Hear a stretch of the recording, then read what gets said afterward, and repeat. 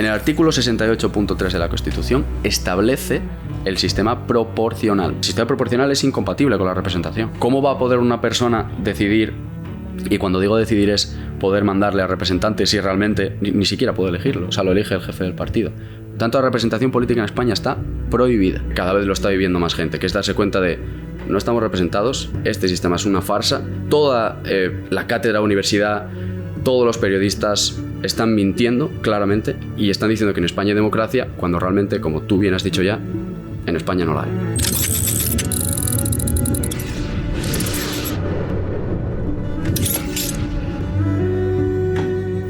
Buenas a todos, bienvenidos a La Voz del Norte, bienvenidos a un nuevo episodio. Y en esta ocasión tengo a mi lado a una persona con la que voy a tener una conversación, la verdad, un poquito diferente, un poquito quizás incluso polémica, porque esta afirmación que voy a decir ahora, digamos que va a ser la que se trate en este podcast, que es: en España no hay democracia.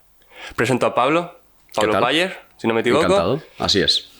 ¿Cómo estás? ¿Nervioso? ¿Con ganas de contar este podcast? Pues la verdad que encantado de estar aquí, de tener la oportunidad de dar un poco a conocer las ideas de la libertad política colectiva, que es un poco lo que persigue la asociación en la que tengo el gusto pues, de participar voluntariamente. Pues vamos a entrar en muchos puntos, ¿vale? El primero, como comenté, y yo creo que por el que vamos a empezar es, Pablo, ¿por qué en España no existe una democracia como tal? O más bien, ¿cómo te empezó a interesar todo este tema político igual, o de sistema en España? Y ahí ya un poquito explicar por qué piensas, o por qué pensamos más bien, porque yo también pienso igual, en España no hay democracia. Bien, pues en realidad yo siempre he estado y siempre he tenido una inclinación fuerte, a pesar de, pues, al principio cuando empecé a interesarme por estos temas era bastante joven, 15, 16 años quizá, por el derecho, la política y demás, aunque luego profesionalmente nunca me he dedicado a ello. De hecho mi carrera profesional va por otro sitio completamente. Y siempre he tenido la sensación de, a pesar de que mis padres pues siempre han votado y siempre me han explicado, aunque siempre con un espíritu crítico, siempre han votado y han participado del sistema, pues yo siempre he pensado que había algo que no estaba yendo del todo bien. En realidad, no sabía exactamente qué, pero sabía que algo no iba bien. Porque veía los debates en la televisión y veía que unos decían una cosa, otros decían la contraria, nadie se rebatía profundamente, simplemente decían una cosa y la contraria. Y mis padres tampoco me daban respuestas contundentes como tal. Así que pues decidí pues, interesarme un poquito, indagar y demás, hasta que llegó el famoso año pues 2020. Yo ya había tomado la decisión de no votar porque como sabía que algo estaba funcionando mal y que nadie... Te representaba, ¿no? Quizás. ¿O? Efectivamente. De hecho, exactamente. Nadie ni me representaba ni sentía que hicieran nada, que es como lo más clave, la acción, ¿vale? En política.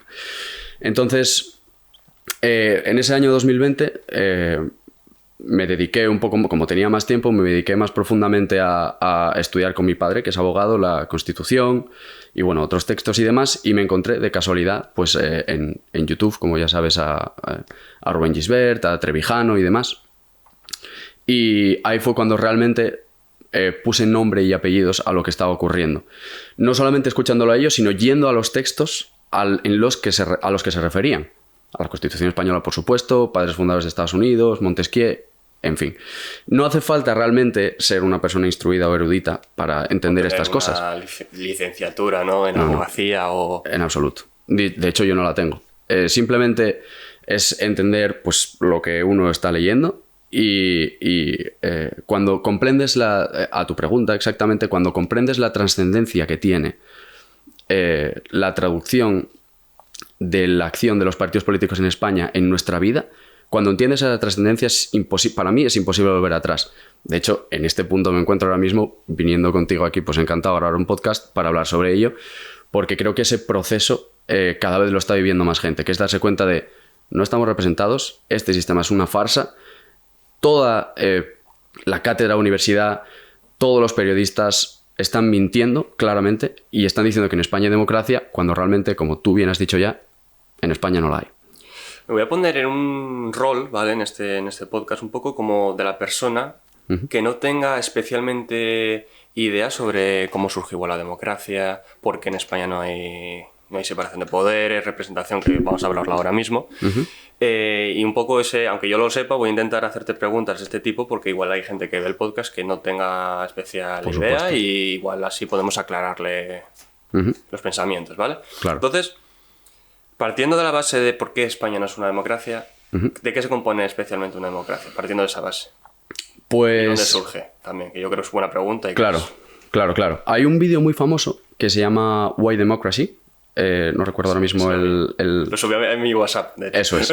Bueno, pues explica muy bien conceptos, ¿no? Sí. ¿Por qué no hay democracia? No dice por qué no hay democracia en España, pero explica qué es un régimen democrático. Pero comete, no un error, pero da una explicación de democracia en la que se habla de la democracia directa, la de Atenas. La directa es por circunstancias demográficas, 100.000 personas o 50.000 o 20.000, sí se pueden reunir todas juntas en un sitio para tomar las decisiones.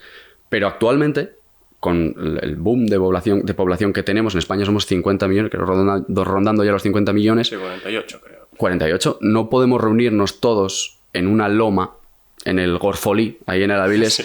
en Aviles, a hablar sobre las cuestiones que nos competen a todos, la legislación. Entonces, se inventa, en Estados Unidos, la democracia representativa, que es que el pueblo, y yendo etimológicamente a la palabra democracia, es demos, que es pueblo, y cracia, que es fuerza, ¿vale? Entonces, ¿la fuerza del pueblo para qué? La fuerza del pueblo para tomar decisiones. Perfecto. Ahora, yo como, te digo, mi trayectoria profesional va por otro lado, yo no puedo ponerme, aparte de mi profesión y de mi negocio, no puedo ponerme a leer todos los proyectos de ley y técnicamente tampoco estoy instruido para ello. Entonces, ¿qué se hace? ¿Qué inventan? Pues inteligentemente inventan la democracia representativa, que es elegimos entre todos a unos representantes que ellos sí están capacitados y están instruidos para poder llevar a cabo esta legislación. Entonces, este es el primer principio de la democracia, que es la representación política del pueblo, ¿vale? Luego hablamos si quieres más formalmente de esto. Y el segundo punto es la separación de poderes, que es un punto probablemente el más clave. La separación de poderes, que todo el mundo, eso está en boca de todos y demás, siempre se dice que es entre el ejecutivo y el judicial. Que el judicial tiene que estar separado de los demás poderes, que son los jueces. Vale, pero la siguiente cuestión es, más que la justicia, la cuestión de quién hace las leyes y quién las ejecuta. Esa es la función, la separación clave entre el ejecutivo, el presidente, y el legislativo, el que hace las leyes. ¿Por qué? Porque en España, como ocurre a día de hoy, no hay separación de poderes de origen entre el legislativo, el judicial, ni tampoco el ejecutivo. ¿Por qué? ¿Cuántas votaciones hacemos cada 4 años?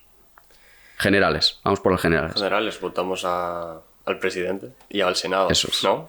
Exactamente. Pero votamos una vez, ¿no? De esa votación, de una votación... Si coges una papeleta de un partido, Exactamente. hay una serie de nombres y la introduces ahí en la Eso urna. es. Perfecto. Pues en esa misma votación hay una lista de personas que no las elegimos ni tú ni yo.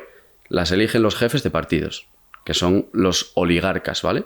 Entonces, estas personas eligen a una serie de correligionarios de sus propios partidos sin que nosotros tengamos nada que ver con ello y nosotros solamente los refrendamos. Por lo tanto, y de esa misma votación salen el ejecutivo, el que ejecuta, el legislativo, el que hace las leyes, y además el judicial, porque los eligen ellos, a los jueces, Tribunal Superior del Consejo General del Poder Judicial.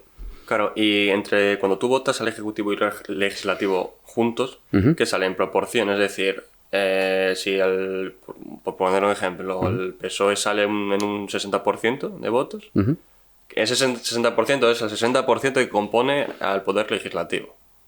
Eso es. Sí, ¿no? Al Poder Legislativo, y de ahí sale el Poder Ejecutivo. De hecho, si tú miras al Congreso, hay una bancada azul. Hay unos bancos que los demás son de otro color y está el color azul.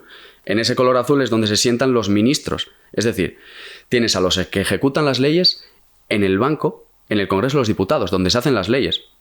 O sea, es literalmente la persona que tiene el poder de ejecutar donde se hacen las leyes. Eso es una aberración. Eso atenta contra todo principio democrático y atenta contra lo que es la democracia en sí.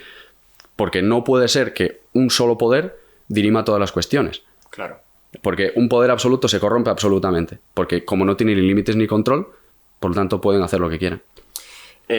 Antes utilizaste una palabra que a mí me interesa mucho, que es la de oligarca. Eso es. Porque entonces alguien que nos pueda ver puede decir, vale, si España, por cómo se concibe la democracia, ¿no?, históricamente y demás, no tiene separación de poderes, ¿qué somos? Porque una dictadura, Claro. una autocracia, como Claro, se dice. que es mucho más visible, además. ¿Estamos en una autocracia o no? En esencia no, en realidad no. Hay, desde Aristóteles, hay 3 modelos de gobierno, de ejercer el poder. La autocracia, autos, que es uno. La oligocracia, como los oligoelementos, que hablamos todo. Oligos significa unos pocos, ¿vale? Y la democracia, que es el gobierno del pueblo, o de la mayoría. No del pueblo, de la mayoría, ¿vale? Entonces, nosotros formalmente, como está establecido en España, desde el 78, desde que a la muerte del dictador de Franco, que era uno y era muy visible, este es un tema súper interesante porque cuando hay una autocracia, todo el mundo sabe que es una autocracia, una dictadura, ¿vale? En palabras coloquiales. Entonces tú puedes mirar al autócrata y al dictador y decir, vale, este es el que está imponiendo las reglas de juego desde arriba a abajo. Está claramente visible. Pero ¿qué pasa con la oligocracia? Que es formalmente en lo que vivimos. La oligocracia, al ser pocos, pero más de uno, es menos visible. Entonces ese es el juego de la oligocracia, que aparenta. Es una apariencia de una democracia porque uno hay voto y porque no es uno solo. Entonces es simplemente una apariencia, pero realmente, formalmente como tal, es una oligocracia porque son 5, 4, o las que sean, los partidos que vayan surgiendo y que tengan poder, los que toman todas las decisiones. Es decir, el poder que en su día acumulaba Franco, en el judicial, el ejecutivo y legislativo, a día de hoy, cada 4 años, dependiendo el gobierno que se forma, digamos que, en cierta medida, el poder que acumulaba Franco lo acumulan ahora quienes estén en el gobierno. Sí, en realidad sí. Hay división de funciones, pero no separación de poderes, no es lo mismo. Hay un solo poder y división de funciones. Volviendo a lo mismo, ejecutivo, legislativo y judicial son elegidos por el que salga mayoritariamente o su coalición. ¿Vale? Entonces son 5 personas, que esta es la pantomima, ¿no?, que nos hacen ver. Pero hay división de funciones y hay libertades individuales, por supuesto que sí, mucho más que con Franco, que se nos concedieron.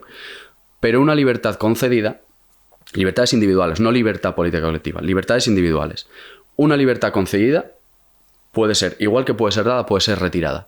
Y esto es lo fundamental. En España no hay una libertad fundante por la cual el pueblo español pueda exigir que no se le retiren sus derechos fundamentales o su libertad política. Esto no existe en España.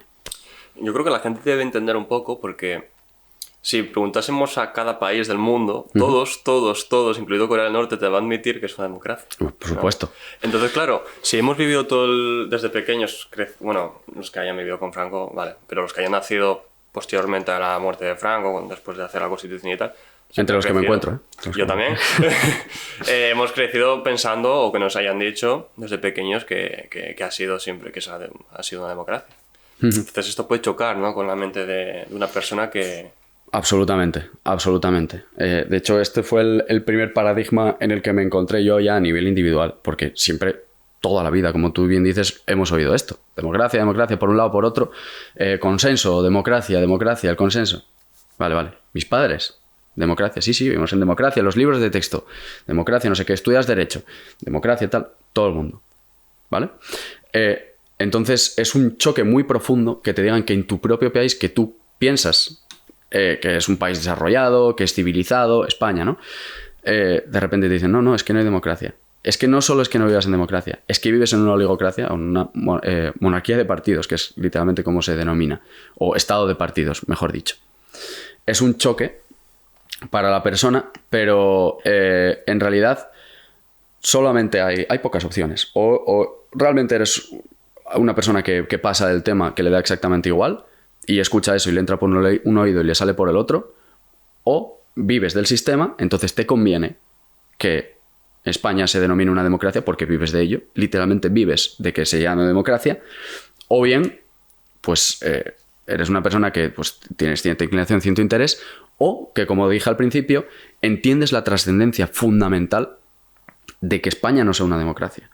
Entonces ahí no te puedes quedar parado ante esa afirmación, al menos fue mi caso.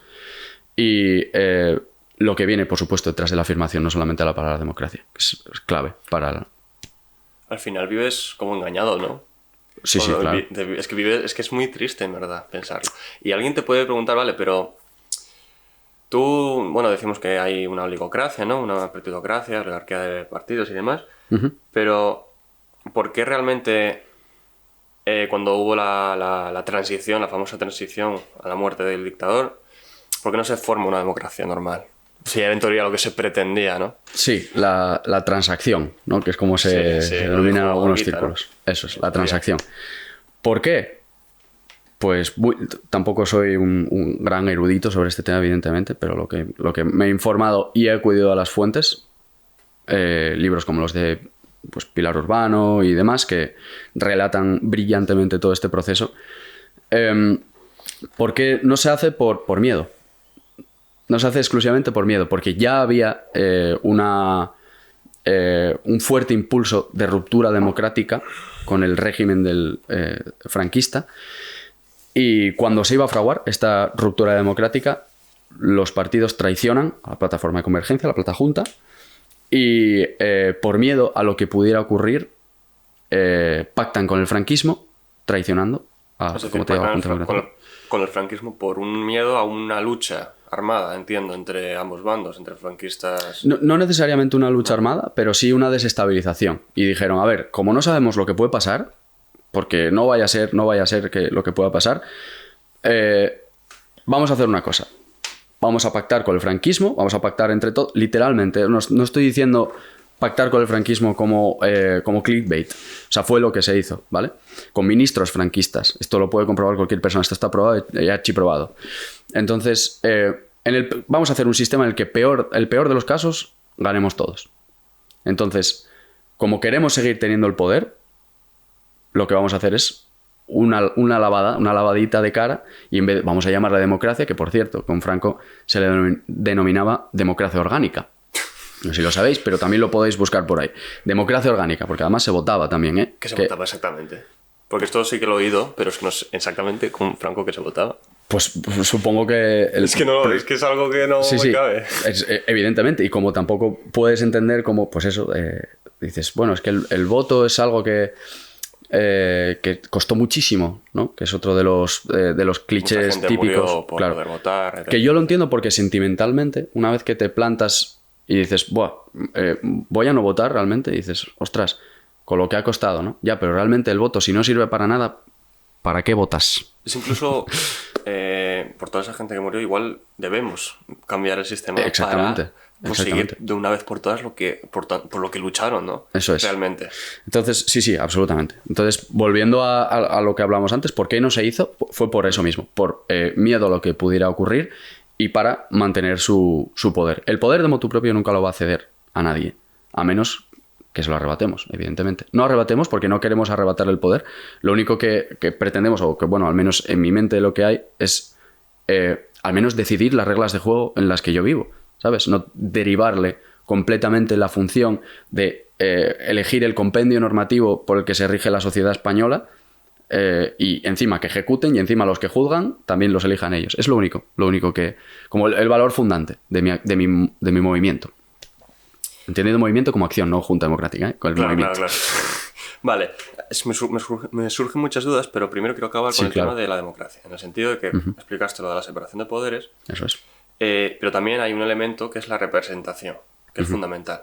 Sí. Que dijiste que surgía en Estados Unidos y demás. La representación en España, porque hay mucha gente, y esto me pasó hablando con personas, pero al final te representa un partido, no una persona. ¿No es lo mismo? En realidad no. Tú votas por un partido, no votas por una persona, votas por un partido. Claro, a ver, es un asunto complejo, porque hay mucho lío con la palabra representación, representatividad, representación política. Es ciertamente, en realidad, voy a intentar explicarlo sencillo, ¿vale? Representación es un mandato, es un contrato, ¿vale? Por ejemplo, yo contrato a un abogado y le doy un poder para que vaya en mi representación va a hacer lo que está ausente, lo representa, lo hace presente. Eso es la representación, ¿vale? Entonces yo le doy un poder a un abogado para que vaya a donde sea, al juzgado, para que me represente, ¿vale? Es un contrato. O sea, se puede incumplir el contrato, ¿vale? Y la representatividad, ¿vale? Es realmente como no es un contrato como tal, es lo que hacen los partidos políticos, son representativos, en realidad, ¿vale? La representatividad es, por ejemplo, un ejemplo muy sencillo, que además se explica por ahí mucho, es la sidra representativa de Asturias, ¿vale? Pero no lo representa, la sidra no representa Asturias, ¿vale? Esto es un ejemplo muy sencillo. Entonces, la representación política consiste en esto es un contrato que tiene el representado y el representante. Entonces, si el representante no cumple las órdenes que le da el representado, este mandato se ha de poder revocar. Si no, no es representación. Si no, lo que es le está dictando lo que tiene que hacer. O sea, le está obligando. No hay representado ni representante. Es una persona que simplemente te dice que está representándote, pero hace lo que quiere. Por lo tanto, si no hay un contrato, si no hay una revocación de este mandato, no vale para nada la representación. Y eso no existe en España. Eso está prohibido en España. Claro, porque algo que hay en España que no se puede hacer es la falta de herramientas o mecanismos para... Si tú eliges a alguien y lo pones ahí, deberías tener la potestad o el poder de poder quitarlo de ahí, ¿no? Tú lo pones, tú lo quitas. Eso es. Eso en España no pasa. No. Eso está... Bueno, en teoría podrías, si reúnes firmas, pero siempre se... Vamos... Mira, lo que hacen con las firmas, que además son un montón, son, según las reciben, a la basura. Eso no tiene ninguna validez. Ninguna validez. Además, pero quitando eso, obviando eso, prescindimos de eso también. En España está prohibida la representación. No es que no esté, es que está prohibida. En el artículo 68.3 de la Constitución establece el sistema proporcional. El sistema proporcional es incompatible con la representación. El sistema proporcional es... proporcional de escaños, me refiero. Exactamente. Entonces, por el 100% de los votos se reparte proporcionalmente en base a... en proporción se reparte los votos que haya conseguido cada partido. Esto es lo contrario a la representación política. Entonces, ¿cómo va a poder una persona decidir? Y cuando digo decidir es poder mandarle a representantes si realmente ni siquiera puede elegirlo. O sea, lo elige el jefe del partido. Por tanto, la representación política en España está prohibida. ¿Y cómo? Vale, entonces, no hay representación, no hay separación de poderes. ¿Y cómo narices, entonces, podría funcionar un Estado con una representación normal? ¿Hay algún ejemplo? Bueno, normal, una representación pura, ¿no? Sí. ¿Hay algún Estado, algún país con separación de poderes y representación? Sí. ¿Y cómo funcionaría? Claro. A día de hoy, como tal, con representación y con separación de poderes, tenemos el ejemplo de Estados Unidos, que no es que esté defendiendo yo no defiendo el sistema de Estados Unidos. Hay muchas cosas que se pueden mejorar ahí, pero realmente es el único país en el mundo en el que hay separación de poderes de origen y representación. Hay otros países con separación de poderes, con representación, o por ejemplo Francia, incluso mejor que la norteamericana, porque instaura el sistema de la doble vuelta. Y Reino Unido también tiene representación, aunque no separación de poderes. Entonces, hay ejemplos en el mundo de países en los que esto existe y se practica día a día. Y hay un montón de ejemplos por los que podemos ver la importancia que tiene esto. La importancia que tiene que el Ejecutivo choque contra el Legislativo y no pueda hacer lo que quiera. Es decir, el presidente de Estados Unidos quiere sacar una ley de lo que sea, lo que le apetezca, ¿vale?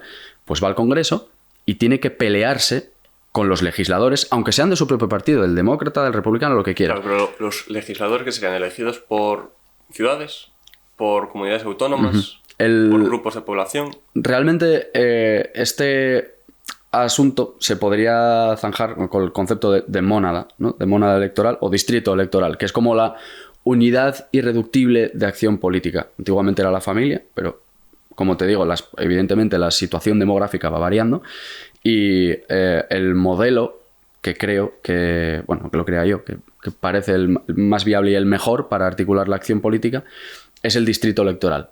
Vale. Supongamos, en España, que somos 48, 50 millones de habitantes, dividir España en distritos electorales, ¿vale? No por cada 100.000 habitantes. Entonces, por las circunstancias demográficas. Entonces, por cada 100.000 habitantes, tú eliges a un representante, ¿vale? La representación. Directamente a un señor, pues yo soy de Avilés, pues a quien sea, una persona que sea capaz de convencernos de que esta persona va a llevar a cabo los intereses que quiere Avilés. Entonces nosotros le votamos, lo elegimos, ¿vale? Y esta persona va al Congreso de los Diputados, ¿vale? Y defiende los intereses de Avilés. ¿Que no los defiendes?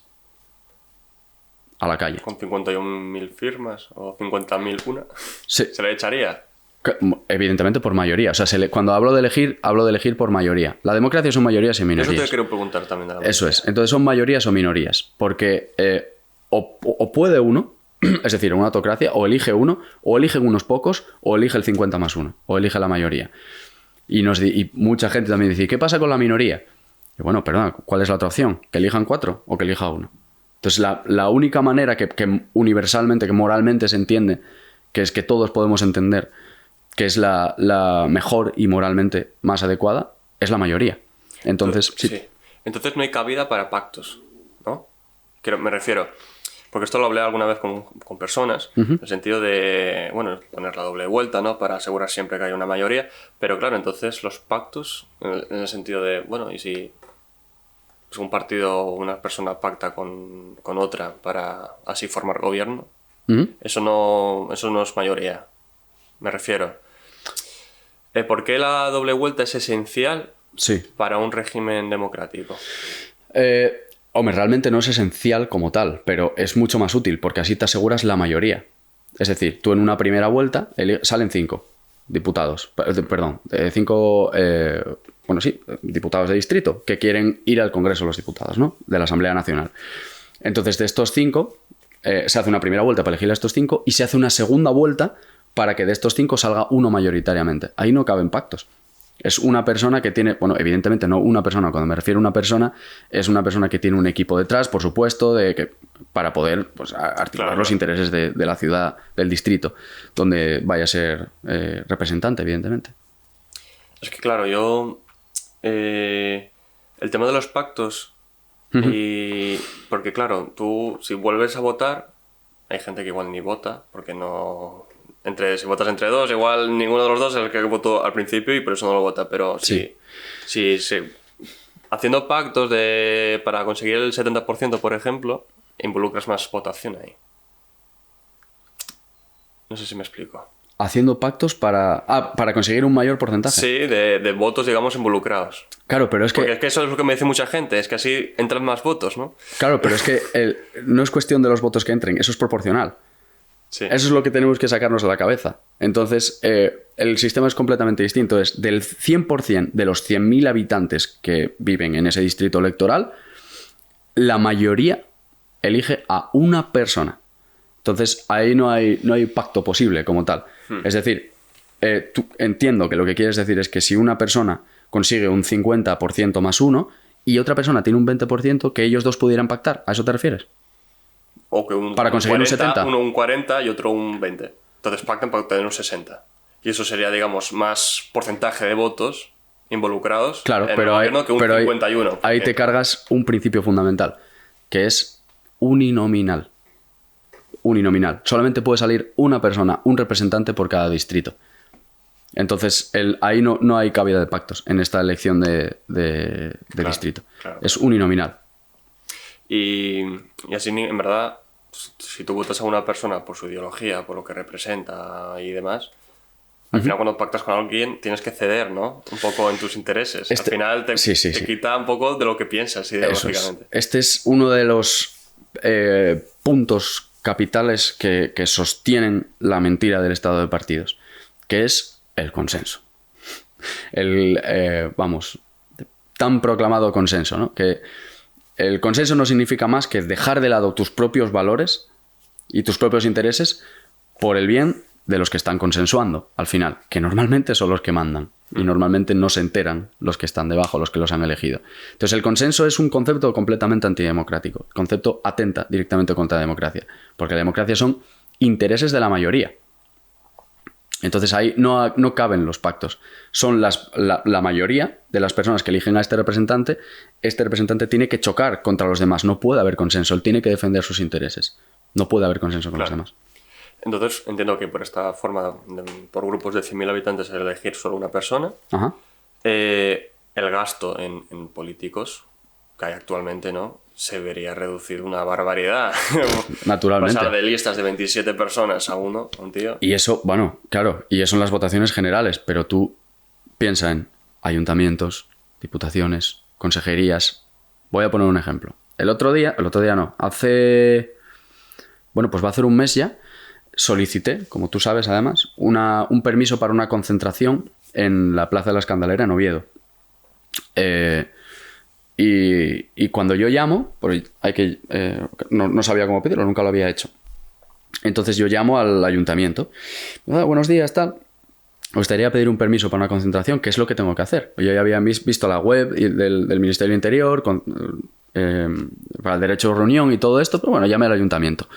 Me dicen, no, te voy a pasar con la vicesecretaria de la subdelegación de la Junta Electoral de Oviedo. Y yo dije, bueno, pues a ver qué me cuenta la vicesecretaria. O sea, es un simple ejemplo para que veas la cantidad, es elefantiásica la cantidad de gente que hay enchufada en este sistema. Y es una de las grandes lacras que tenemos, toda esta gente que tenemos que pagar. Ya ves, todos esto, los nuevos... No quiero meter la pata, ¿eh? No. El último gobierno fue el que más ministerios tiene. 23, creo. 21, 23. Creo que era récord absoluto. Por ahí. Y eso lo pagamos nosotros. Claro, por supuesto. Y no es que lo paga, porque si todavía lo pagamos nosotros y puedes elegir en qué porcentaje o algo así, pero es que ni siquiera puedes elegirlo. Porque es algo que está completamente impuesto. Entonces es unos ministerios que ni siquiera tú eliges y encima que tienes que pagarlos tú porque te obliga el Estado coercitivamente. Vale, entonces, separación de poderes. Me gustaría hablar del Poder Judicial. Tú dijiste que, digamos, en proporción de votos, los que salen eligen a los jueces, ¿no? Una vez que votes, a día de hoy. Eligen al Consejo General del Poder Judicial, sí. Hablando con propiedad, sí. Sí. En este sistema, ¿cómo se elegirían a los jueces? ¿Quién los elegiría? La carrera judicial. Jueces y magistrados de renombre, carrera judicial, los funcionarios. Así es como se eligen. Y hay mucha gente que dice, no, en Estados Unidos no hay independencia judicial, porque el presidente elige a los jueces del Tribunal Supremo. Ya, pero los jueces los elige ¿a cambio de qué? Es vitalicio, el que es un cargo vitalicio. Por lo tanto, eso separa por completo el poder, porque al ser a cargo vitalicio no tiene que depender del presidente del gobierno o del que venga. ¿Me explico? No. Entonces... bueno, yo no lo entendí. Si yo soy presidente de los Estados... Imaginaos, soy presidente de los Estados Unidos y yo elijo a los jueces del Tribunal Supremo, ¿vale? Yo soy demócrata, supongamos también. Vale. Soy demócrata y elijo a estos jueces del Tribunal Supremo. Pero como los elijo a cargo vitalicio, no me deben el puesto. ¿Por qué? Porque yo cuando me vaya y venga el del bando contrario, no los va a poder quitar, porque ese cambio es vitalicio. Por lo tanto, ahí es donde se instala la independencia judicial. Aunque igualmente yo no defiendo este sistema, simplemente lo estoy explicando para que se entienda un poco que hay otras modalidades que no sea el Consejo General del Poder Judicial, que es el alto órgano, ¿no?, que elija a los jueces del Tribunal Supremo y demás. Entonces, simplemente por poner el ejemplo. Vale. Hablemos de... Esto me gusta mucho. Ya te pregunté. El tema de la Constitución española. Se hace en el 78. Me gustaría preguntarte, yo ya lo sé, pero para que la gente lo sepa también, ¿cómo se hace la Constitución? La Constitución española, la carta otorgada... ¿Y es necesario un Estado con Constitución? También es una pregunta. Es una buena pregunta. Hombre, en este punto, evidentemente, yo, como te digo, no soy tampoco una persona extremadamente instruida. Seguro habría gente, pues, y hay gente mucho más brillante que yo que podría resolverte estas dudas además con más claridad. Pero la primera pregunta, la Constitución española se redacta a espaldas de los españoles en una cafetería, la cafetería José Luis, que parece de broma, pero realmente es así. Y se enteran los españoles por una indiscreción. Sale publicado en el periódico El Mundo, entonces presidente Pedro Altares, y así es como se entera la población española, que se está redactando una constitución, la Constitución española, que es la norma fundamental que tiene que establecer, para empezar, la separación de poderes, que no la tiene. Entonces, una constitución sin separación de poderes, para empezar, no es una constitución. Por lo tanto, y estrictamente hablando, en España realmente no hay constitución. No hay constitución. Por lo tanto, todas las leyes que se han hecho en España, estrictamente, no son válidas. Porque no hay constitución y se han hecho todas en base a la constitución. Bueno, y en base a otras mandato imperativo y demás, pero formalmente no la hay porque no instituye la separación de poderes. Una constitución que no tiene la separación, que no constituye... ¿Qué constituye una constitución? Como las reglas, ¿no? Las reglas de juego. Tiene que constituir la división de los poderes que van a gobernar a la ciudadanía, al pueblo. Entonces, si no hay división, si no hay separación de origen en los poderes, en realidad no hay constitución como tal. Pero dejando de lado eso, también. Vale. La Constitución, ya tu segunda a la pregunta que me habías hecho, ¿cómo se redactó? Como te digo, fue completamente a espaldas de los españoles. Fueron, Martorell, los que redactaron la Constitución en ese bar y se repartieron el poder entre ellos. Así fue. Cuando realmente... Y luego es cierto que se hicieron unas votaciones generales, pero no unas elecciones a Cortes Constituyentes, que es como se hace una Constitución, previa periodo de libertad constituyente. Me explico. Ahora mismo, como está, y doy un saltito más, ¿vale? Si quieres. Sí, claro. Por lo que pensamos algunas personas es que en España se debería exigir un periodo de libertad constituyente consistente en que hay libertad de prensa, libertad de expresión, en el que se explica y se da las opciones al pueblo para que elija. Monarquía, república, el sistema de gobierno que quiere. Oye, igual España quiere volver a una autocracia, una dictadura, que con Franco había muchísima gente que estaba encantado con Franco, ¿eh? No nos olvidemos. Entonces, después de ese periodo de libertad constituyente, sí, para hacer una constitución necesitas una asamblea a Cortes Constituyentes. Necesitas que la nación elija a unos representantes, ahí la representación, para que haga la constitución. Y la constitución lo primero que tiene que decir, lo primero que tiene que poner es la separación de los poderes entre el ejecutivo y el legislativo. Esto es lo capital, en realidad. ¿Y cómo llegamos a esa libertad constituyente, ese periodo de libertad constituyente? Porque nosotros defendemos la abstención. Uh-huh. Y también me gustaría preguntarte acerca de la diferencia entre la abstención, el voto nulo y el voto en blanco. Claro. Porque hay gente que dice, vale, no me representan nada, no quiero participar de esto, voto en blanco y Santas Pascuas, o voto nulo. Sí, en realidad abogamos por la abstención activa, ¿vale? Abstención activa. No es lo mismo ser abstencionista que abstencionario. Vale, hay muchos términos, es verdad, pero es que las palabras son muy importantes, porque confundiendo las palabras es como se ha confundido a la nación española. Vamos, ¿cuál es la diferencia entre abstencionaria y abstencionista? Eso es. La diferencia es que el abstencionario no vota, se abstiene por convicción, por dignidad, y no solamente eso, sino que encima es activo. Va y dice por qué no. ¿Por qué no? Las últimas votaciones que hubo aquí, que en Avilés, que fue donde yo tenía que votar, yo fui al colegio electoral. Bueno, de hecho no fui al de Avilés, fui al de Salinas, porque como no voy a votar, puedo ejercer mi derecho a no votar donde yo quiera. Entonces fui allí y grabé un vídeo rompiendo mi voto y explicando por qué yo no voto. Yo no voto porque no hay separación de lo que venimos hablando, porque no hay separación de poderes, no hay representación, pum. 28 segundos de explicación sintética y clara, ¿vale? Cristalina. Esto es una persona que no solamente es que no vote, no es alguien que piense que no vota por desidia, porque le da igual la política. No.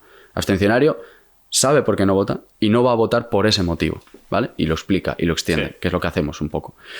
Entonces, me habías preguntado después la diferencia entre voto nulo o blanco. Voto nulo o blanco. Eso es. ¿Por qué abstenerme y no votar en blanco, básicamente? Perfecto. Pues cuando tú sabes que el sistema es una farsa, es una mentira, ya por dignidad. O sea, en conciencia yo no puedo votar en un sistema que sé que me están engañando y que sé que van a hacer lo que ellos quieran. Simplemente por convicción, por mis valores, yo no puedo hacer esto. Entonces, cualquier otra forma de participar en el sistema, llámalo como quieras, voto nulo, blanco, meter una rodaja de chorizo o lo que tú quieras, cualquier cosa que se introduzca en una urna, en un sistema en el que no hay representación ni separación de poderes, a mí no me vale. Pero explico la diferencia formal.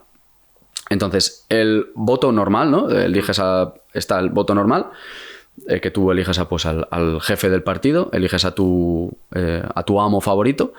Luego tienes el voto nulo, que es un defecto de forma, simplemente es pues eso, hay un tachón en la papeleta. Tú metes la papeleta, pero ese voto computa, ¿vale?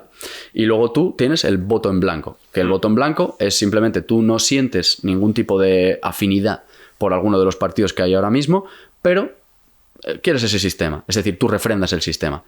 ¿Ves? Aquí es donde está la trampa. ¿No? Eso es. De hecho, mucho más específico, lo legitimas. Entonces aquí es donde está la trampa y por eso mucha gente piensa que, pues de muy buena fe, piensa que hay que votar en blanco porque piensa, una vez más, que vivimos en democracia y que desde dentro se puede cambiar el sistema. Por eso vota en blanco.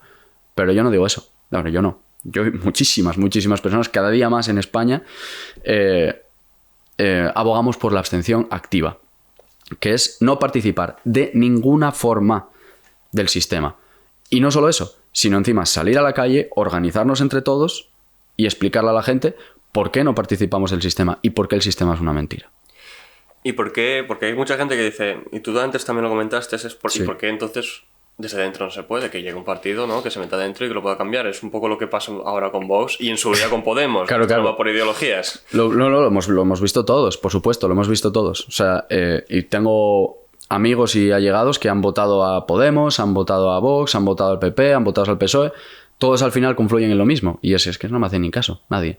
Y encima no estoy representado y encima es que hacen lo que quieren. Da igual al partido que votes, en realidad. Porque en lo fundamental, en lo capital, las acciones políticas son la misma. La ley Mordaza. La ley Mordaza que tanto decía el PSOE y la autodeterminada izquierda, autollamada izquierda. La ley Mordaza, madre mía, van a venir los fascistas, nos van a comer aquí por las pantorrillas, ¿no? Mentando la frase de bueno, en fin. ¿Qué ha cambiado? Porque siguen utilizándola a día de hoy. La ley Mordaza sigue en vigor. Sí. Entonces esto es un simple ejemplo. Hay un ejemplo en un pueblo de Murcia. Uh-huh. Me gustaría que lo comentases para que vea un poco la gente si hay una abstención lo suficientemente grande, lo que se puede llegar a conseguir, ¿no? Sí. Entonces, Benizar es una pedanía de Murcia, cerca de los 1000 habitantes, no sé si llega a los 1000 habitantes, por ahí rondarán, deciden en bloque, tras, pues todos los años que llevamos de votaciones, deciden, oye, esta gente no nos hace ningún caso. Tenemos unas carreteras que están hechas pues no llegan las ambulancias, por no decir tal. Sí. No llegan las ambulancias, un montón de problemas, ¿no? Problemas en realidad que cualquiera podría tener, pues oye, yo igual en Avilés prefiero que haya, pues yo qué sé, más parques infantiles o lo que sea, cada uno tiene sus intereses. Esta gente tenía los suyos, ¿vale? Entonces veían que año tras año no se cumplían sus intereses y pensaron, a ver, ¿qué es lo que necesitan de nosotros para hacer lo que quieran y ganarse su sueldo y robarnos el dinero? Nuestro voto. Es lo único. Es la única forma que tienen de darse la autoridad para hacer lo que están haciendo. Quitémoslo. Entonces decidieron en bloque no votar. ¿Qué pasó al día siguiente? Al día siguiente se presentaron todos los partidos políticos allí. Dijeron, ¿qué ha pasado aquí? ¿Qué ha pasado? Oye, ¿qué queréis? ¿Carreteras? ¿Qué queréis? ¿Bibliotecas? Lo que necesitéis. Y exigieron y lo consiguieron. ¿El qué? Y exigieron lo que querían y lo hicieron. Siguieron sin votar. Y de hecho a día de hoy no votan. La última acción que se ha hecho de la Junta Democrática fue allí en Benizar. Y claro, fue todo un éxito. Porque es un ejemplo de cómo personas que además sin una instrucción profunda, sin un conocimiento profundo y técnico del sistema que hay en España, simplemente por sentido común, se dieron cuenta de que no pueden seguir participando de algo que saben que es falso. Entonces, y volviendo un poco, retomo un poco la pregunta que me habías hecho antes de por qué no se puede cambiar el sistema desde dentro, ¿vale? Que no acabamos de profundizar. ¿Vale? Pues cada día, ahora Sumar, bueno, he traído aquí, se me ha olvidado en el coche, pero he traído aquí unas papeletas que me han llegado a mi casa, de Sumar, ¿no? De Sumar, me han llegado de Sumar, del PP, de todo el mundo. Bueno, estos ¿Quieres enseñar? Tendría que ir a por ellas. ¿Vale? Hemos vuelto, ya tenemos las papeletas. Nada, ¿Puedes enseñarlas? Solamente aquí que me ha llegado esta señora aquí. Yolanda Díaz. Además que me encanta porque pone Pablo Payer Vivas, tal, pone mi dirección y demás. Que lo saben perfectamente. Bueno, aparte ya contaré por qué también lo saben perfectamente. Y aquí la del PP, por traer una un poco de cada palo, ¿no? Entonces la estrategia es la misma. Y como decíamos antes, estos neopartidos que surgen cada cierto tiempo, cuando la gente se cansa, pues aprovechan esta indignación. Podemos, Ciudadanos, ¿no? Eso es, Podemos, Ciudadanos, Vox ahora, y ahora Sumar, o Caminando Juntos, o Caminando hacia la democracia, o lo que tú quieras. Cada uno se pone el nombre que más le guste. O Frente Obrero, por ejemplo, que ahora... de vaquero, ¿no? Eso es, exactamente. Es yo entiendo porque... o sea, entiendo. No lo entiendo. Pero Sí. lo hacen porque piensan que el sistema desde dentro... Que se puede cambiar el sistema desde dentro. Cuando realmente hemos visto año tras año, que es imposible. ¿Por qué? Porque para empezar, en el momento en que te haces partido político, tienes que aceptar las reglas de juego. Y aceptar las reglas de juego implica que tienes que entrar en un sistema en el que no hay separación de poderes y no hay representación. Por lo tanto, ya estás aceptando la indignidad y la corrupción del sistema. Eso para empezar. Y luego después, por mucha buena fe que tú tengas de querer cambiar las cosas, de cambiar... Como decía Santiago Abascal en 2015, que hay vídeos por ahí... Hay vídeos diciendo que es una partitocracia. Hay vídeos a cholón de él diciendo... No, es que el Parlamento... Y lo recuerdo y lo digo literalmente, el Parlamento se ha convertido en inservible. Los partidos políticos han convertido lo que debería ser una democracia en una partitocracia. Esto es lo que dice muy aproximadamente lo que viene a decir Santiago Abascal. También menciona lo de que los diputados, los jefes de partido, sí, lo que hacen es decir 1, 2 o 3, dependiendo de lo que quiere que haga. Eso juro te iba a preguntar. Los otros diputados. Entonces... ¿dónde está ahí la libertad de conciencia que se supone que ha de tener un diputado? Sí, cada diputado pertenece a un grupo de gente y le representa. ¿Cómo va a obedecer lo que diga? Exactamente. El diputado tendrá que obedecer a la persona que se supone que representa, claro, que es la persona que le ha votado en su distrito electoral. Claro. Esto en España no ocurre, como decíamos antes. El jefe del partido, para cuando hay votaciones, ¿no?, para sacar leyes o lo que sea en el Parlamento, en la Cámara de los Diputados, el jefe del partido, Pedro Sánchez, Abascal, Feijóo, quien sea, levanta un dedo para que voten todos sí, ¿no? Sí. Levantan 2 para decir no o abstenerse. No y abstención. Y abstención 3, ¿no? Eso es. Y todos los de su partido, sea de Asturias, sea de Castilla y León, nada. tengan necesita Asturias o Castilla y León o Extremadura o Andalucía, unas cosas determinadas, votan lo que diga el jefe. Así independientemente, ¿no? Así es. De hecho... ¿Y si votas que no? O sea, votas algo contrario a lo que te dice tu... Ya, ha habido casos, y hace no mucho. Disciplina de partido. Tú no puedes... Y lo dijo Pablo Iglesias, lo relató, pero cristalina fue la explicación que dio en una entrevista. No recuerdo exactamente ahora dónde. Y dijo, un diputado que ha sido elegido por un jefe de un partido, que estás ahí por tu jefe de partido, no puede votar en conciencia. Eso de la conciencia, eso déjatelo para otros sitios. No, aquí el Congreso de los Diputados tienes que votar lo que dice el jefe de partido. Eso lo dijo él. También dijo, es verdad, que ahora que no es político puede decir la verdad, ¿no? Entonces ahora se entiende por qué dice esta serie de cosas, pero... Pablo Iglesias es otra persona que en su día, en 2000... No me acuerdo, 15, 14, el famoso movimiento que hubo 15M, ¿sí? 15M, donde fue un movimiento que buscaba un cambio político, ¿no? No entiendo. O ¿cómo era ese movimiento? Esto, tras muchos años de bipartidismo, de PP-PSOE, surgió este movimiento de las universidades de indignación ante la visibilidad, cómo se visibilizaba en ese bipartidismo que el pueblo carecía de control sobre el poder político. Entonces nace de ahí ese movimiento, el rol del Congreso y todo esto, pero realmente se movían por indignación. Ellos estaban indignados con el sistema. No tenían una línea de acción, no sabían a dónde iban. Sabían que algo estaba mal también, pero se movían por indignación, no sabían lo que querían. Entonces, por eso, hubo personas que se aprovecharon de esta gente. Gente muy cercana a... Yo, además de aquellas, viví en Madrid. Gente muy cercana a mí que votó, muchísima gente joven que votó a Podemos por esto. Porque decían un poco, pues... Lo que decimos nosotros, no exactamente lo que decimos nosotros ahora, pero con ese sentimiento de no nos representan y demás. Y estas personas aprovecharon la cantidad de gente, ¿no?, y este movimiento de indignación para meterse ellos en el poder y forrarse de ellos. Eso fue lo que hicieron. Porque no podían hacer ningún cambio sustancial en el momento en que tú te metes dentro. Volvemos a lo mismo. La famosa... Claro, estamos hablando de que lo hubiesen hecho con una mala intención, de meterse ahí solo para chupar del bote. A mí lo hayan hecho con... A mí me da igual eso. Sí, da igual. Me da igual que lo hayan hecho con... Final, ¿no? Eso es. Me da igual que lo hayan hecho con buena intención, con mala intención o como ellos quieren lo hayan hecho. Pero la acción es la acción. Y lo que han hecho es lo que han hecho, evidentemente.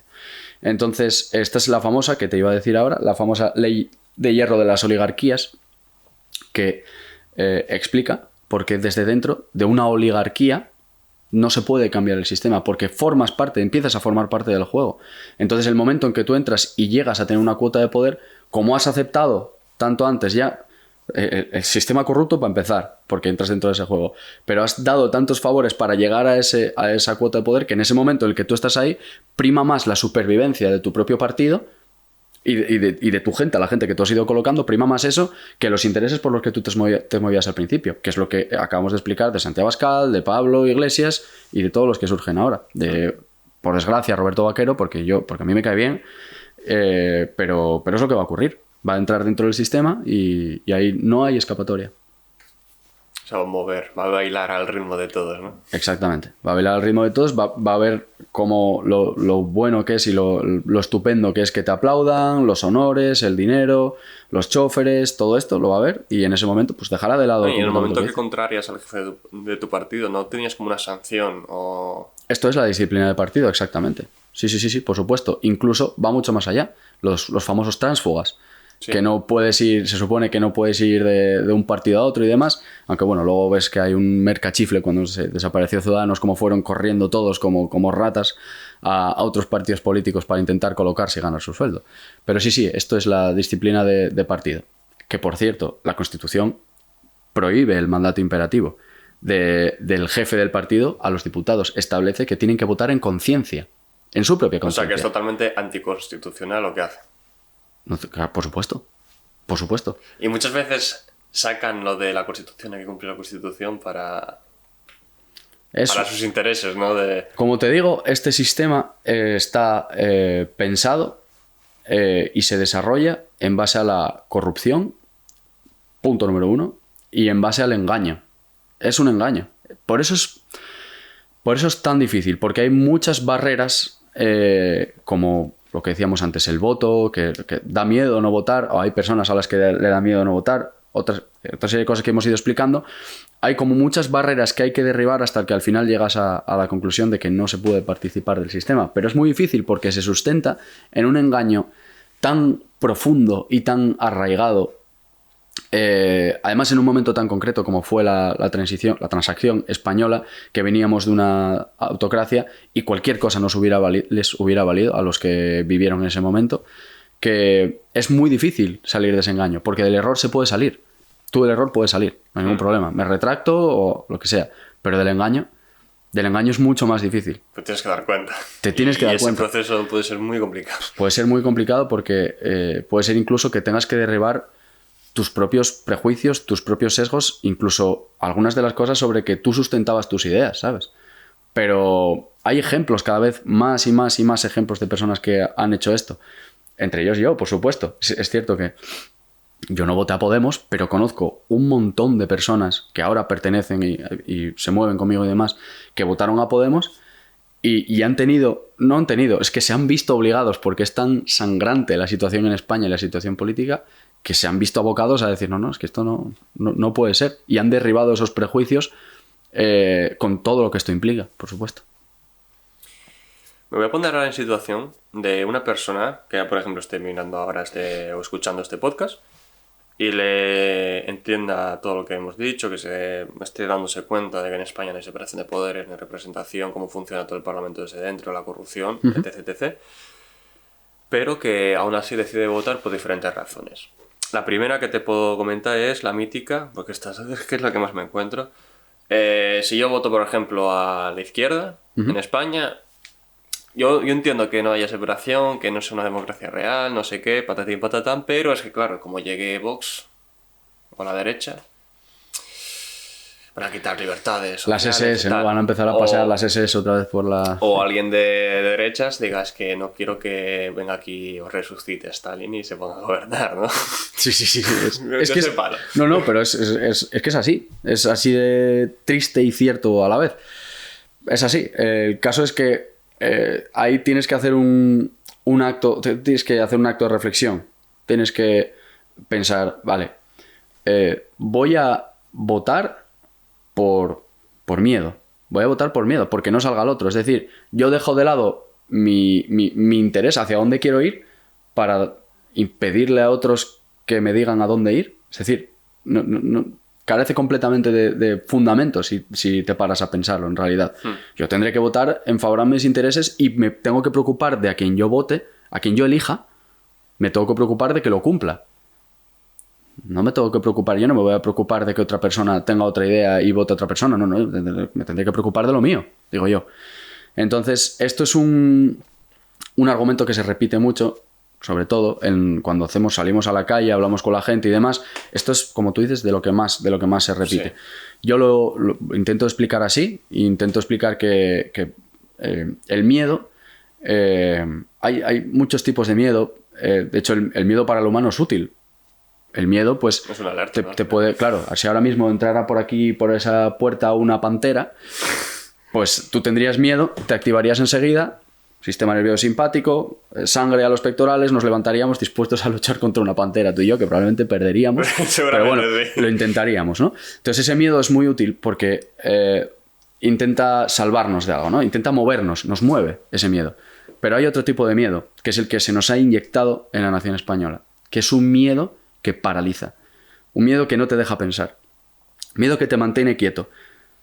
Y ese es el miedo que está inyectado en esas personas que consideran que han de votar en contra de otros partidos políticos que puedan entrar y que vayan a hacer algo que no van a hacer, pero que creen que van a hacer algo que va a ir en su contra. Y ahí entra un poco la radicalización de todos los discursos políticos, ¿no? De señalar al resto.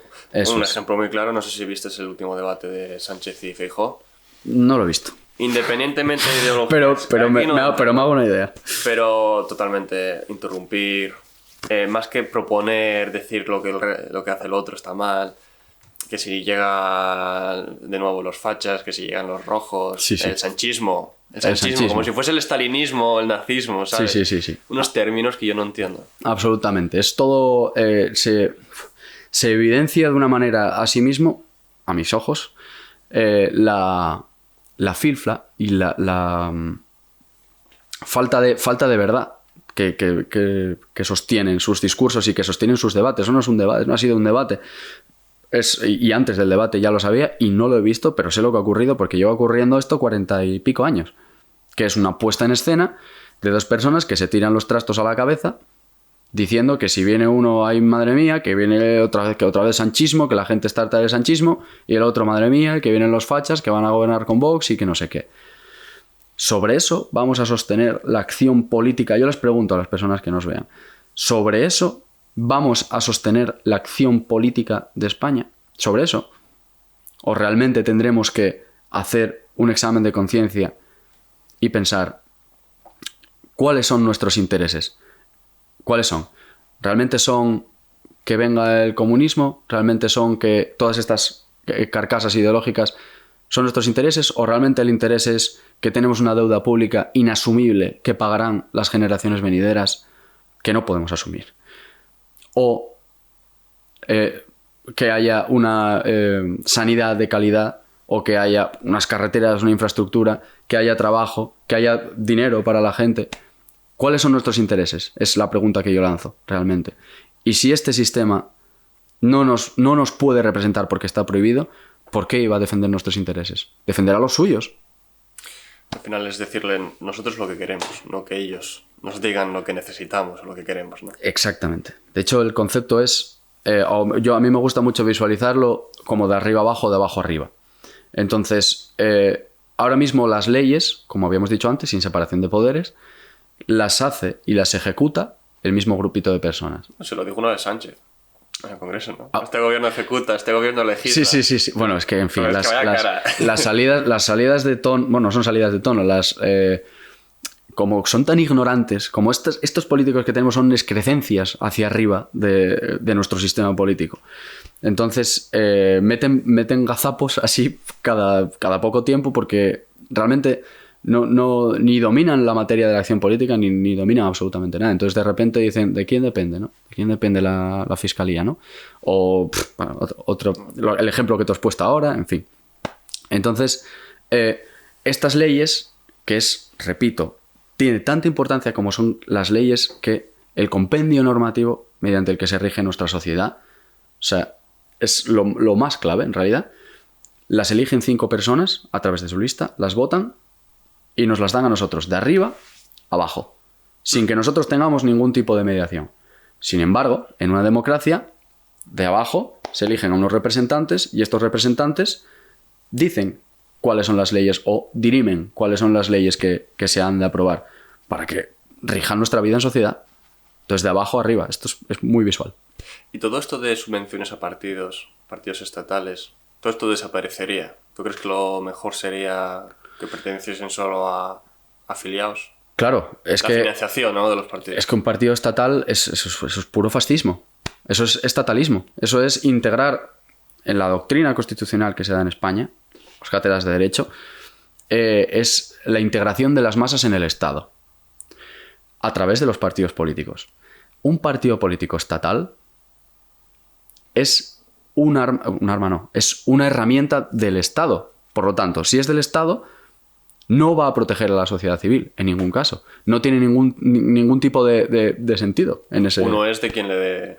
De que le paga. De quien le paga. Eso es. Entonces son partidos políticos encastrados en el Estado que no tienen ningún tipo de poder, no tienen ningún tipo de control ni límites a su poder. Un partido tiene que estar fuera del Estado. Un partido tiene que ser civil. Un partido tiene que estar sustentado por sus afiliados. No puede recibir subvenciones del Estado.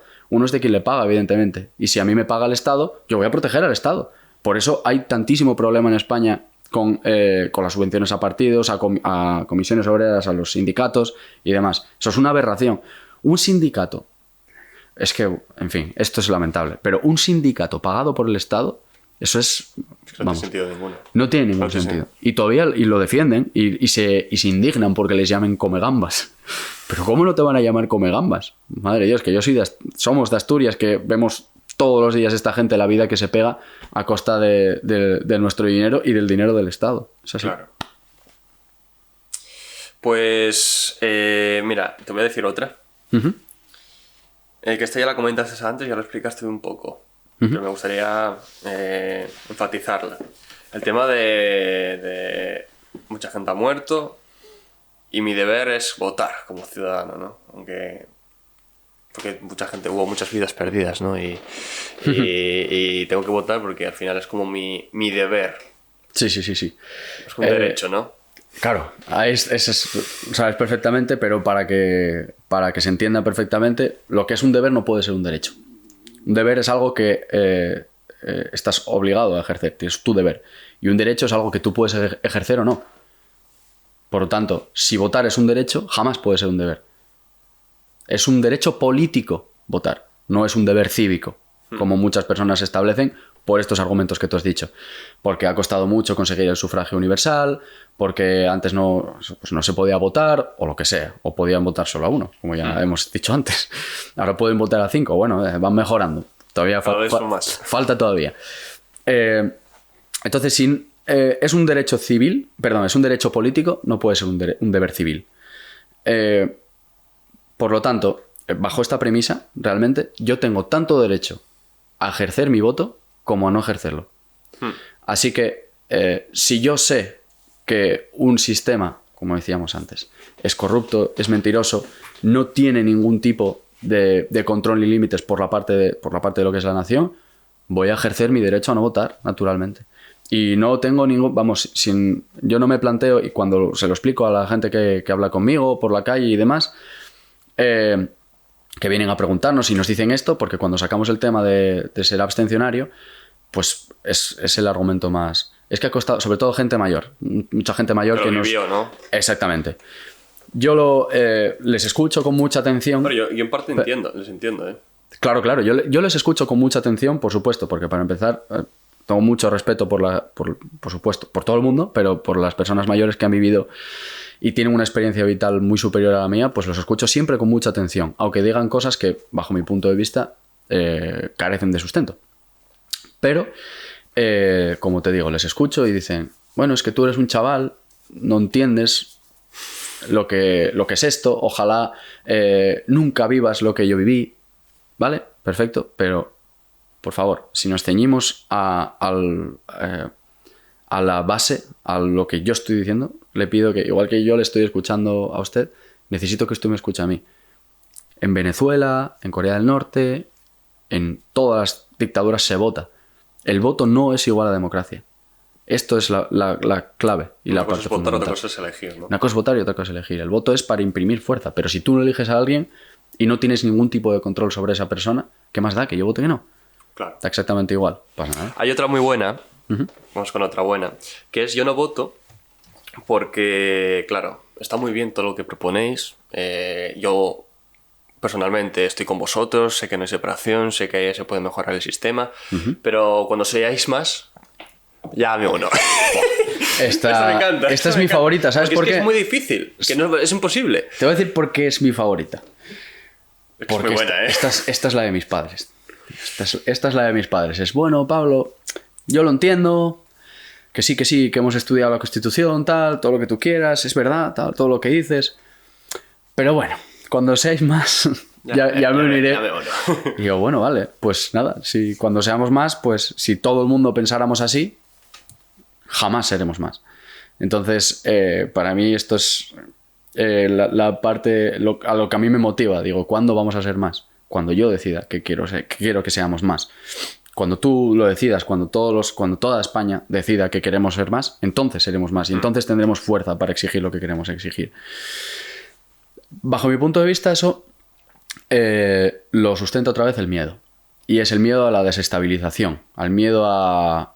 O bien que salga otro partido político que pensemos que está fatal, muy mal, o el miedo a que ocurra algo de verdad que pueda desestabilizar la situación del país. Porque el movimiento al que pertenezco, a la asociación a la que pertenezco, evidentemente somos conscientes de que esto estamos hablando de volver a hacer un Estado, volver a una restauración completa de las instituciones. Esto evidentemente acarrea evidentemente de forma pacífica también, Claro, de forma pacífica y por supuesto sosegada, consciente, sabiendo hacia dónde vamos, no como el 15M. Esto trae por supuesto incertidumbre, trae pues inquietud ante todas las personas que escuchan este tipo de mensaje, pero yo me remito siempre a la misma idea y es que si yo sé que este sistema es falso y este sistema está corrompido y nos roba día a día sin que nosotros podamos hacer nada, yo voy a hacer esta acción en conciencia, que es no votar, sin medida. Yo no puedo medir las consecuencias de participar, de no participar en un sistema. No puedo medir las consecuencias. Yo no votaré pase lo que pase e intentaré conseguir separación de poderes sin representación. Yo no puedo medir las consecuencias, aunque sea, por supuesto, que habrá manifestaciones multitudinarias, habrá con policía, habrá, en fin, todo este tipo de cosas que conocemos todos, ¿no? Hay gente que puede tener miedo, ¿no? De una posible respuesta violenta. Claro, por supuesto. Nosotros, evidentemente, todo lo que, como nos movamos, es de forma pacífica, como te digo, pero claro que hay tretas y el Estado hará todo lo posible porque esto no salga adelante. El ejemplo más cercano, que lo he vivido personalmente, fue cuando solicité, y si quieres entro en este tema ya... Sí. Lo explico un poco. Solicité para hace un mes y medio una concentración en Oviedo. Esto fue el 20... ¿Cuándo fueron las votaciones? ¿El 29? Había sido. Quiero recordar, 28, ¿no? 29, de mayo. 28, 29 sí. de mayo. Bueno, pues en jornada de reflexión decidimos en la delegación hacer una concentración en la Plaza de la Escandalera, en Oviedo, a las 12 de la mañana.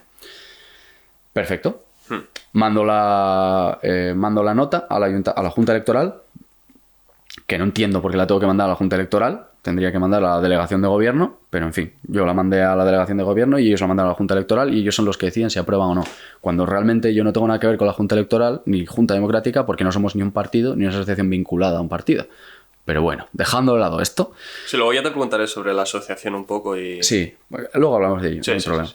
Entonces, por los cauces legales, pues solicitamos hacer esta concentración a 2 semanas de la concentración. Hay un plazo... No, 2 semanas, no, 3 semanas. Y hay un plazo mínimo de 10 días naturales en los que tú tienes que... Perdón, hábiles, en los que tú tienes que solicitar. Perfecto, nosotros estábamos en plazo.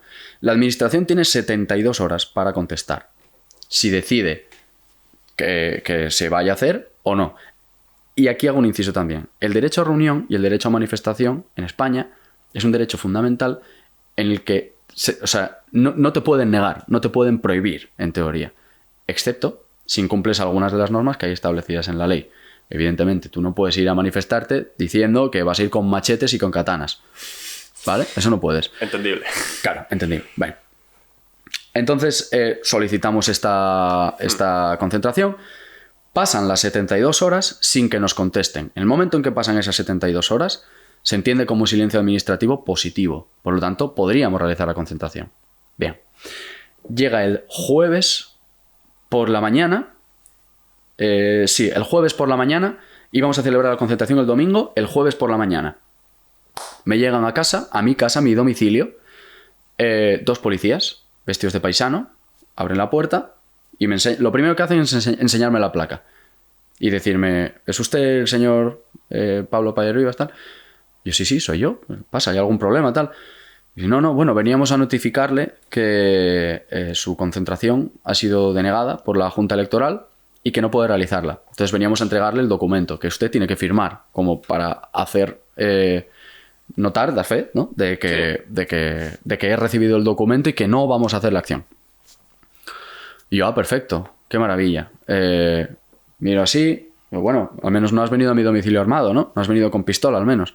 Porque no sé si es el procedimiento habitual informar a la gente viniendo 2 policías a casa de una persona a explicarle que esto no lo puede hacer. Sectario, ¿eh? No lo sé. ¿Es lo que hacéis? Bueno, a veces... Evidentemente, estas personas no ni pinchan ni cortan, evidentemente. Son mandados. Simplemente son mandados. Yo, por supuesto, no iba ni a negarme a nada, ni a meterme con ellos, ni nada. Por supuesto que no, vamos. Simplemente les expliqué, leí el documento y ponía, según el artículo 53 de la LOREG, no se pueden... O sea, lo que establecían era que no se puede realizar actos de campaña o propaganda electoral fuera del periodo establecido para ello. Cierro comillas. Bien. Y yo lo que le dije, echando un vistazo al documento simplemente, le dije, bueno, usted es consciente de que nosotros no somos ni un partido político, ni queremos, ni vamos a ser. Además, estamos fuera del periodo de campaña electoral, que es jornada de reflexión, pero yo no puedo hacer ni campaña electoral ni propaganda electoral porque no soy un partido político ni una asociación vinculada a uno. Porque si eres una asociación que recibe subvenciones y demás, claro, como hay 50.000 en España, ¿vale? Tampoco podrías. Pero es que no es el caso. No es el caso. Por lo tanto, es contra ley. Es una resolución contra ley, por supuesto. Y me dijo, no te preocupes, si quieres puedes recurrir. Puedes recurrir al Tribunal Superior de Justicia de Asturias. Ok, ningún problema. Nos ponemos los mecanismos de la asociación, tal. Hablamos con la junta directiva, el presidente y demás. No hay problema. Se presenta el recurso. En cuestión de horas, corriendo todo esto. Claro, yo recibo esto, empiezo a hacer llamadas para mover esto porque esto es una barbaridad. Se presenta el recurso en el Tribunal Superior de Justicia de Asturias. Y ese mismo día por la noche yo solicito otra misma concentración para ese mismo domingo, pero en vez de a las 12 de la mañana, a las 6 de la tarde. ¿Vale? Pero esta vez ya no a mi nombre y acto de la Junta Democrática, sino a nombre de Rubén Gisbert Fraile. Él me solicita que yo haga esto, yo lo hago sin ningún problema, lo presento y se presenta otra concentración. Perfecto. Van al Tribunal Superior de Justicia de Asturias y establecen lo mismo. Y fallan en nuestra contra, diciendo que no se puede esta concentración porque es de ámbito político. Pero porque lo dicen ellos. Evidentemente. O sea, es que vaya a dejar. Evidentemente. O sea, la ley he abierto... Bueno, no... O sea, estoy bastante seguro de que lo que he dicho palabra por palabra lo tengo ahí mismo también, podría leerlo. No se permite hacer actos de campaña electoral o propaganda fuera del periodo establecido para ello.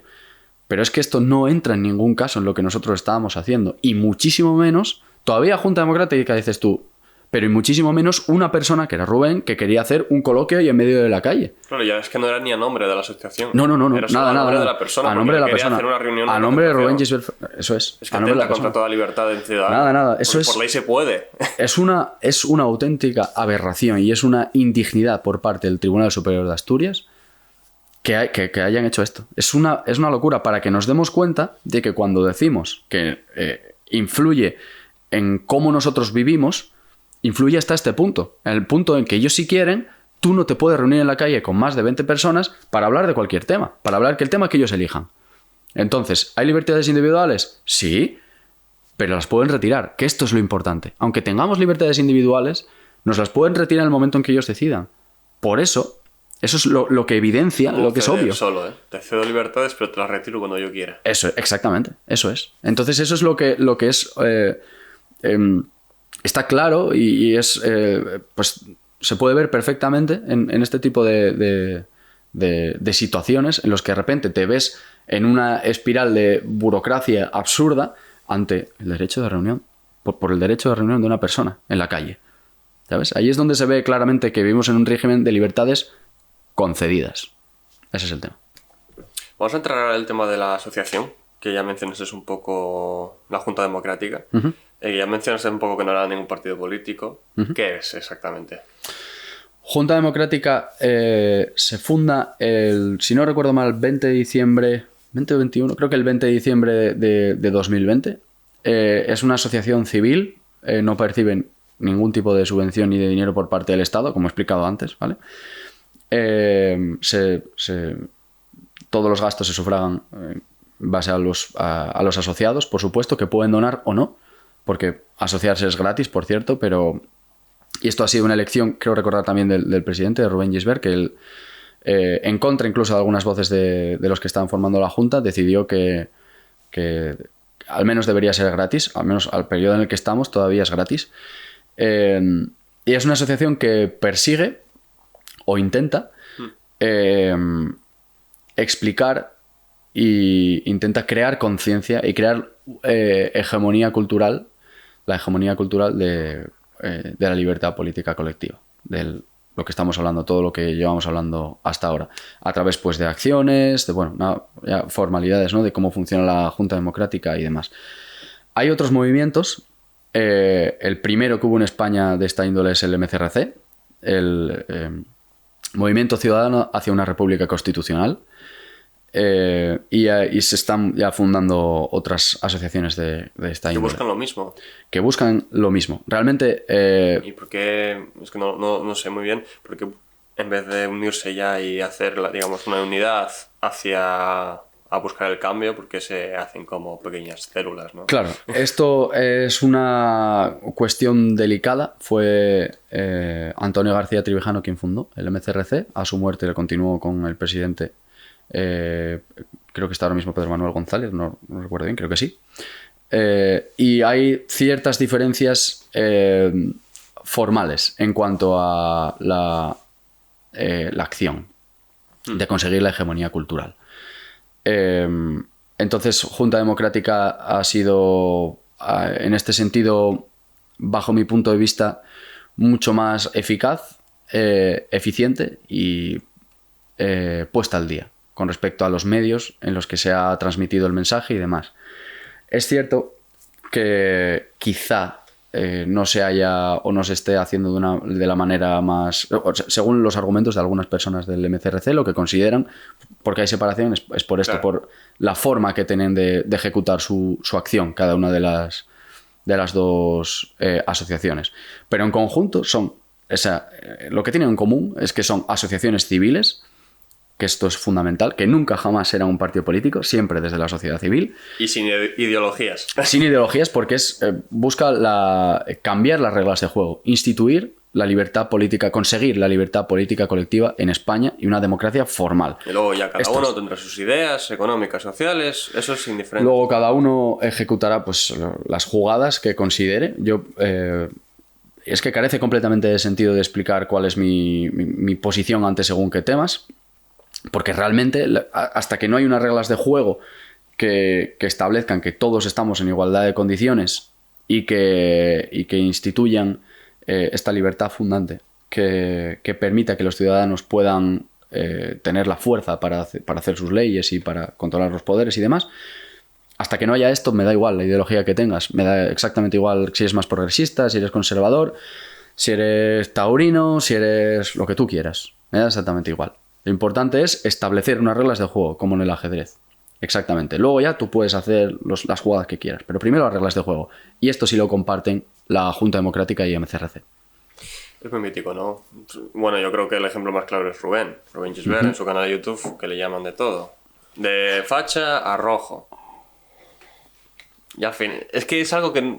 A ver, yo entiendo que es por falta de investigar en el tema, ¿no? Y Claro. un poquito de seguir las masas y lo que dicen los partidos y demás. Por supuesto.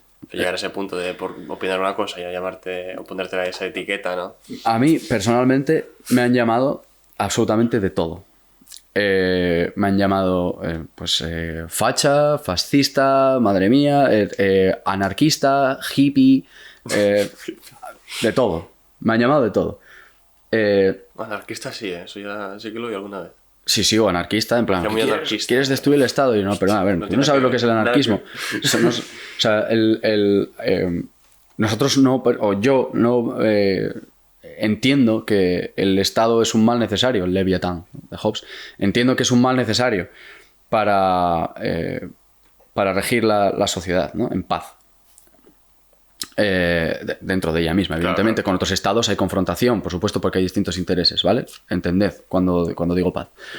Entonces, yo entiendo que es un mal necesario por la cantidad, por las personas que hay, porque los seres humanos no somos ángeles, ¿vale? No somos angelitos. Entonces, que nos denominen de una u otra manera, otra vez, vuelvo a lo mismo. Solamente deja ver que el veneno que han introducido en la sangre de la nación española. Y es que toda opinión que se salga del discurso oficial es algo, es un fascista, un comunista, lo que tú quieras. Cualquiera de estas carcadas ideológicas vale, da exactamente igual. Pero hay que tildarlo, y así hay que machacarlo, y hay que pisarle, porque se va en contra de los intereses del discurso oficial. Y tú tienes unos años más que yo, al menos. Pocos más. Creo, vamos. Antes, ¿ha habido o has notado en la política actual española que se ha degradado y que cada vez su discurso es más sensacionalista? Absolutamente. ¿O siempre fue así en este sistema partitocrático? No. Te pongo un ejemplo clarísimo. Y esto fue algo que ya vaticinó brillantemente, como siempre, don Antonio García Trevijano, que fue cuando él explicó que la partitocracia va a desembocar inevitablemente en algo mucho peor que todavía la partitocracia, con el sistema de listas que tenemos ahora, que son la lista más votada. La lista más votada. Es decir, a día de hoy, y explico por qué la degradación. El sistema político se va degradando poco a poco porque no le queda otra opción. Están con el agua al cuello y necesitan chapotear lo suficiente para coger una pequeña bocanada de aire e intentar engañar a la gente una vez más con cualquiera de sus tretas y de sus ardices. Claro. Entonces ahora la última, que ya se ha dicho muchas más veces, es la de la lista más votada. La lista más votada significa que del 60% de personas que votan en España, la abstención ronda el 35, 37, en algunos sitios, en generales, en algunos sitios incluso más, en algunos sitios ha pasado ya el 50% incluso, pero en generales el 30, 36, 33, por ahí más o menos. Entonces, de ese 60% pongamos, 65, que es el total de votos emitidos para partidos políticos, hay un porcentaje, el 15% supongamos, por ahí más o menos ronda el 20% que vota el PSOE o que vota el PP en estas siguientes generales. La lista más votada significa que ni siquiera hacen coalición, que ni siquiera tienen que llegar a un 50% de esos votos en proporción. O sea, gobernar en minoría, ¿no? Gobernar sin una mayoría ni relativa, ni simple, ni nada. Gobernar con un 15% de la población, un 20%. Es que hay algo más antidemocrático que eso, que es gobernar con un 20% de la población. Esta es la última. Te pongo este ejemplo porque es un ejemplo muy claro de cómo se ha degradado la política española y cómo van a ir hacia ahí. Y esto es probable que se haga. Es probable que se haga. Cada vez que hay elecciones generales esto se va a insistir y puede ser que algún día se consiga. Y esto es una barbaridad. De ahí la importancia de salir a la calle y decir por qué. Exactamente. Exigimos el cambio. Exactamente. La abstención... Porque si mañana, bueno, en estas próximas elecciones, imagínate, no va a pasar evidentemente, pero hay un 70% de abstención. Sí. Pero de abstencionistas. ¿Harían gobierno?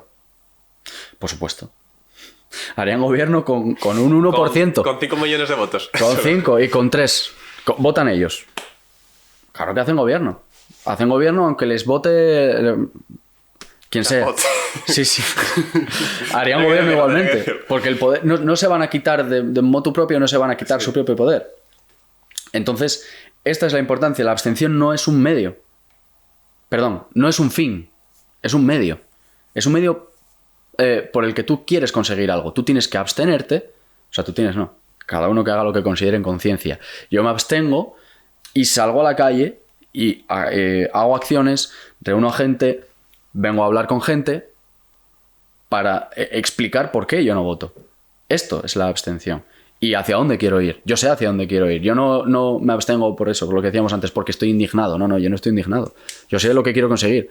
Y hasta que no lo consiga, yo no voy a parar. Y este movimiento, y os lo digo aquí, es implacable.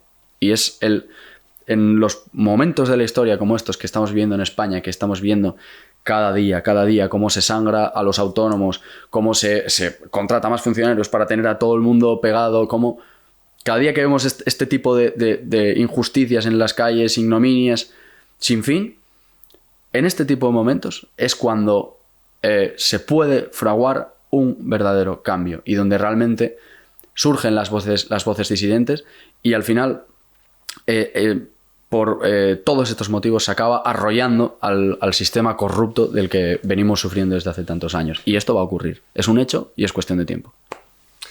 Pues normalmente al acabar los podcasts siempre les hago una pregunta a mis invitados. Que yo te voy a pillar de sorpresa, ¿vale? Porque no te dije nada. Vale. Lo primero de todo, yo creo que la primera pregunta, ¿lees? Leo. Lees, vale. ¿Qué libro a los espectadores o a mí recomendarías? ¿De ficción o no ficción? Indiferentes. Es que es complicada, ya lo sé. Pero ostras, siempre lo pregunto. Que, claro, aquí podría... Así me lo apunto ya... Sí, yo podría decir aquí algo relacionado con el tema que hemos estado hablando, o no tan directamente, o algo... en relación con el tema. En relación con el tema, parte. Para mí el libro que me ha divertido... No divertido, entender. Cuando digo divertido es que más me ha llenado intelectualmente y algo que me fascinó fue Sentido Común, de Tom Paine. De Tom Paine. Sí, Common Sense, de Tom Paine. Es algo maravilloso. Y intelectualmente es como azúcar, porque vas leyendo lo que dice y dices, pero este señor, ¿cómo se le han ocurrido estas cosas y cómo puede ser tan claro en los temas que va tratando sobre... Es un panfleto, ¿vale? Literalmente es un panfleto, es muy cortito, es así chiquitito, sobre la revolución de Estados Unidos. Fue lo que al final acabó por avivar la chispa de la revolución norteamericana. Se lo recomiendo a todo el mundo porque es un libro muy cortito. ¿Y otra parte de este tema? ¿Otra parte de este tema? Sí. Hombre, yo siempre he sentido casi devoción por Miguel Delibes. Miguel Delibes. Y a mí un libro que también me explotó la cabeza, prácticamente Delibes lo he leído casi todo porque me encanta. Si no, Los Santos Inocentes, que es una maravilla. Cartas de amor de un octogenario voluptuoso. Creo que he dicho bien el título, que es divertidísimo. Ya un poco La España profunda, que es Los Santos Inocentes, que a mí me encanta ese tipo de tema y cómo se ha ido transformando la sociedad y los lobos ya no aúllan en la montaña, no se escuchan en las ciudades, este tema. Y luego este otro libro que he mencionado, de Cartas de un octogenario sexagenario voluptuoso, que está bien muy divertido. Es un anciano que tiene correspondencia con una persona que encontró en una revista y demás. Sí. Muy divertido, lo recomiendo. A Delibes, por supuesto. Pues ya tenéis deberes. Por supuesto. A buscar y leer y ya me ponéis un resumen en comentarios. No os arrepentiréis. Muchas gracias por haber venido. Bueno, gracias a ti, por supuesto. Por haber expuesto un poco todo este tema, que es bastante complejo y yo creo que mucha gente igual ni se atreve a hablar. Me gustaría que que pusieseis en comentarios qué os ha parecido el tema del podcast, si habéis cambiado algo vuestra visión acerca de la democracia española, o seguís igual, o tenéis algún otro tipo de opinión, por favor, yo encantado de leerla. Y nos vemos en futuros podcasts. Muchas gracias de nuevo por haber venido, Pablo. Pues muchísimas gracias a ti, de verdad, por dar voz a estas realmente voces disidentes y a... Como dije, yo comparto esto. Yo soy un abstencionario. Eso es. Y también importante, el 23 de julio, el día de las elecciones, en la Plaza de España de Madrid hay una concentración. Exactamente. Reunión, no sé cómo... Es una concentración, porque realmente no tiene itinerario de movimiento, es una concentración iba a ser en la Plaza de España, pero a día de hoy creo que se va a tener que cambiar, porque creo que será en la Plaza de las Cortes finalmente. Vale. Pero bueno, si buscan Junta Democrática por cualquiera de las redes sociales, lo verán enseguida. Entonces... Pues si habéis cambiado de opinión y queréis ir a exigir separación de poderes, representación y una democracia pura, real en España... acudir a Madrid, el 23 de julio. Quisiera acabar con una frase maravillosa y es no vamos en busca de la libertad viene en nuestra busca. Nos vemos en el siguiente podcast. Adiós.